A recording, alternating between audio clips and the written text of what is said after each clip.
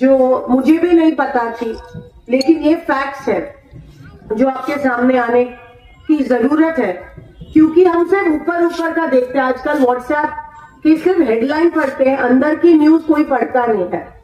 जिस news channel की TV पे रेटिंग नहीं होती है, उनकी उससे ज्यादा उनके सर्कुलेशन व्हाट्सएप में होता है। आजकल इतनी बुरी हालत हो गई है कि गोदी मीडिया जो है वो सब पैसों पे चलता है और इतने गलत तरीके के न्यूज फैलाते हैं। और मेरे नौजवान भाई सिर्फ ये न्यूज ऊपर के हेडलाइंस पढ़ते हैं और विदाउट रिसर्च, इसके डीप में ना जाते हुए आप लोग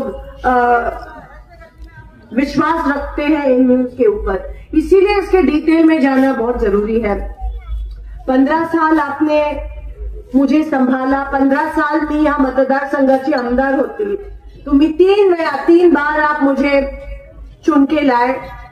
बिलाल जी, एक बार जब मैं चुन के आई पहली बार, तब हमारी सत्ता थी। आपने कहा कि जब मैं चुन के आई हूं, नहीं सत्ता उस टाइम सत्ता थी, उस टाइम बहुत काम हुए, लेकिन 2 बार बीजेपी होने के बावजूद भी मैं चुन के आई।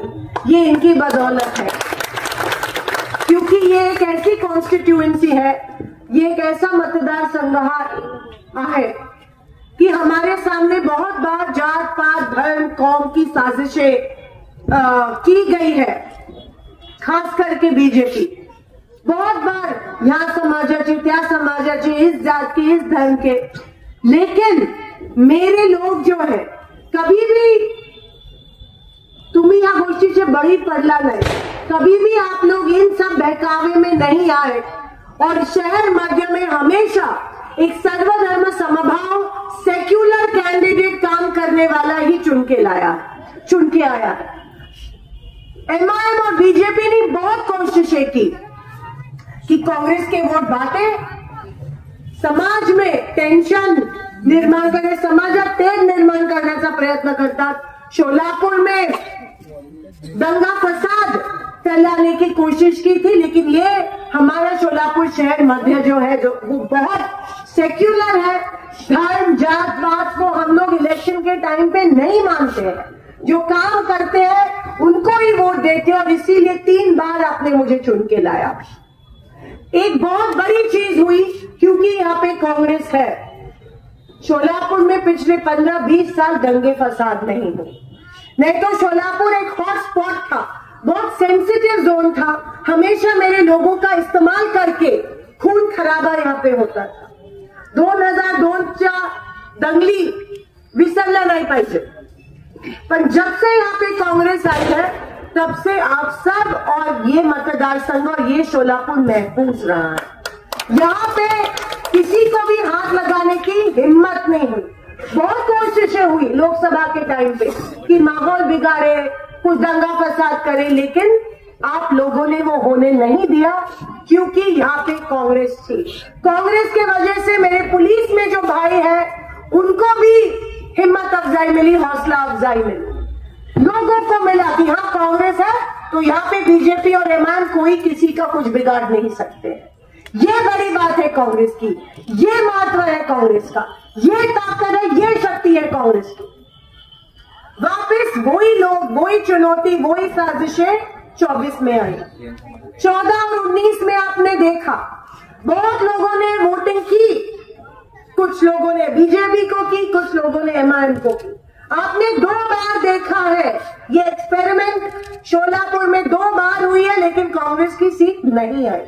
तो तीसरे बार क्यों खामखा वोट खराब करने का, क्यों वोट वेस्ट करने का? तीसरे बार नहीं आएगी, लेकिन वोट काटेंगे ये लोग।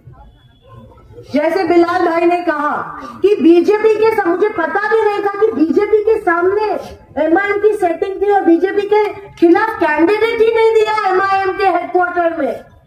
नहीं, ये बहुत शॉकिंग चीज है जो अभी तक किसी ने जिक्र नहीं की थी।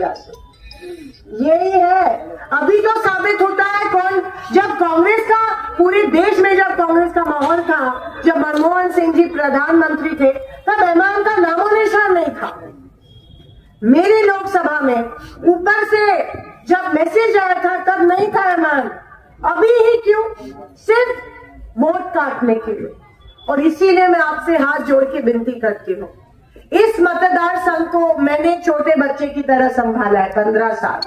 मेरा और आपका नाता कोई मतदार और आमदार और खासदार का नहीं है।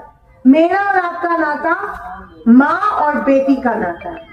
मेरा और आपका नाता भाई और बहन का नाता है। मेरा और आपका नाता बहन और बहन का नाता है। बहुत अच्छे से मैंने ये नाता संभाला। आपने मुझे मेरे सुख, आपके सुख दुख में शामिल किया। कभी ईद के शिरकुंभा के लिए बुलाया, कभी दिवाळीसाठी बोलवलं। मी कभी जात पातीवर वोट मागितले नाहीये। मैंने कभी भी ये पाप नहीं किया। जात पात धर्म पे मैंने कभी वोट नहीं मांगा, ना शिंदे साहब ने मांगा, ना मैंने मांगा। वो पाप नहीं किया मैंने, क्योंकि मेरे जहन में कांग्रेस है। और कांग्रेस मुझे ये नहीं सिखाती है कि जात पात और धर्म पे कौन वोट मांगता है। जो काम नहीं करते हैं उनको ही जात पात धर्म के वोट मांगने की जरूरत पड़ती है। जो काम करते हैं उनको इन चीजों की जरूरत नहीं रहती है।